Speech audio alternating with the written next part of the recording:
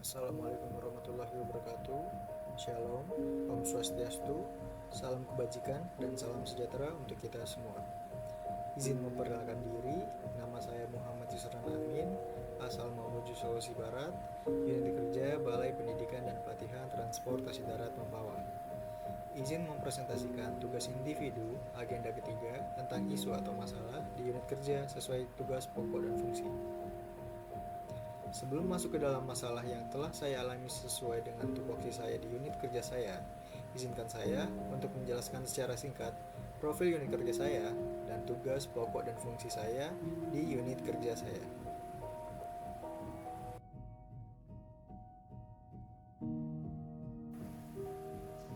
Balai Pendidikan dan Pelatihan Transportasi Darat Mempawah atau yang lebih dikenal BP2TD Mempawah merupakan unit pelaksana teknis di lingkungan Kementerian Perhubungan yang berada dan bertanggung jawab kepada Kepala Badan Pengembangan Sumber Daya Manusia Perhubungan.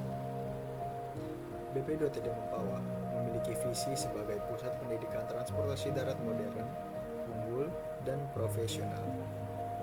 Sebagai perwujudan visi tersebut, BP2TD Mempawah menyelenggarakan diklat teknis sebagai penunjang kompeten ASN di bidang transportasi darat dan diklat pemberdayaan masyarakat yang diharapkan mampu menjadi salah satu penunjang peningkatan kompeten masyarakat di bidang transportasi darat.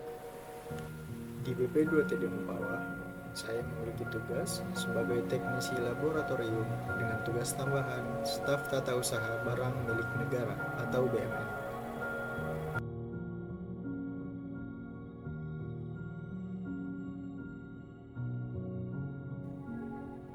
Topik pembahasan pada tugas kali ini yaitu identifikasi isu sesuai tugas pokok dan fungsi, kondisi existing, dampak yang mungkin terjadi, tapisan isu, analisis isu, serta gagasan kreatif. Berdasarkan identifikasi isu yang telah dilaksanakan, saya menemukan 3 permasalahan sesuai tupoksi di unit kerja saya. Yang pertama, pengadministrasian pengeluaran barang milik negara, barang persediaan, masih dilakukan secara manual. Yang kedua, tidak adanya wadah khusus untuk menampung keluhan peminjam atau calon peminjam aset milik negara seperti laptop, printer, dan lainnya. Dan yang ketiga, peminjaman barang atau alat praktikum laboratorium masih dilakukan secara manual.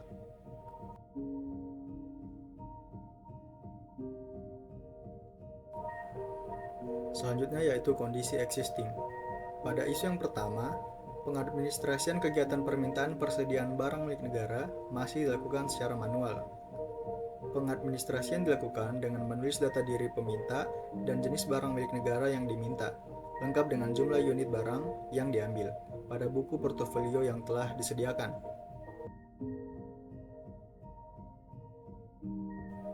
Kondisi existing isu kedua yaitu tidak adanya wadah khusus untuk menampung keluhan peminjam atau calon peminjam aset milik negara seperti pengajuan permintaan barang berupa laptop, printer, dan yang lainnya.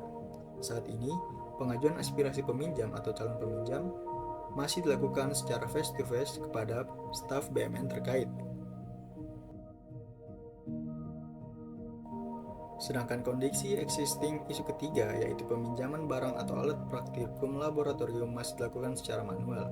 Saat ini, peminjaman alat praktikum laboratorium oleh pegawai internal maupun pegawai dari instansi lain harus bertemu dengan penanggung jawab laboratorium secara langsung untuk meminta izin melakukan peminjaman.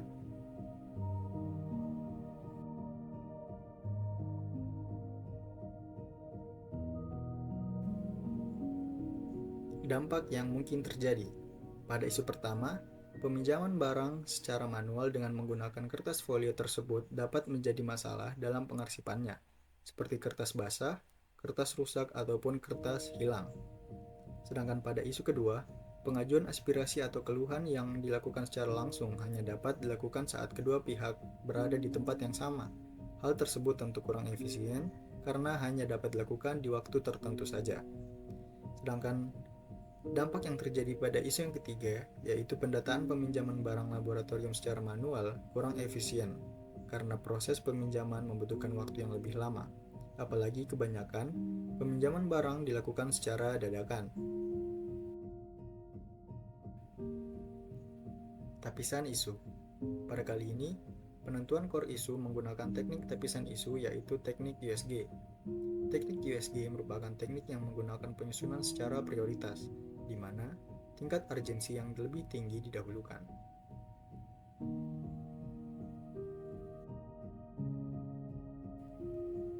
USG atau urgency, seriousness, dan growth.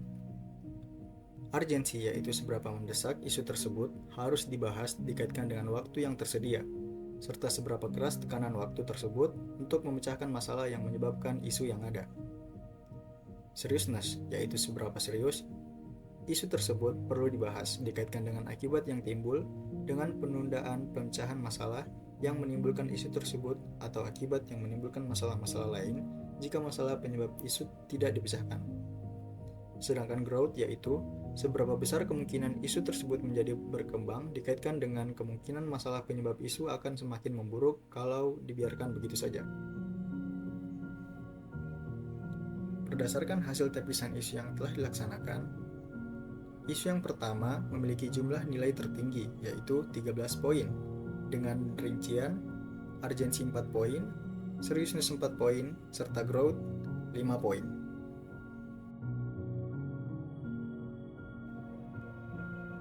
Selanjutnya yaitu analisis isu. Pada analisis isu kali ini, saya menggunakan fishbone diagram atau diagram tulang ikan.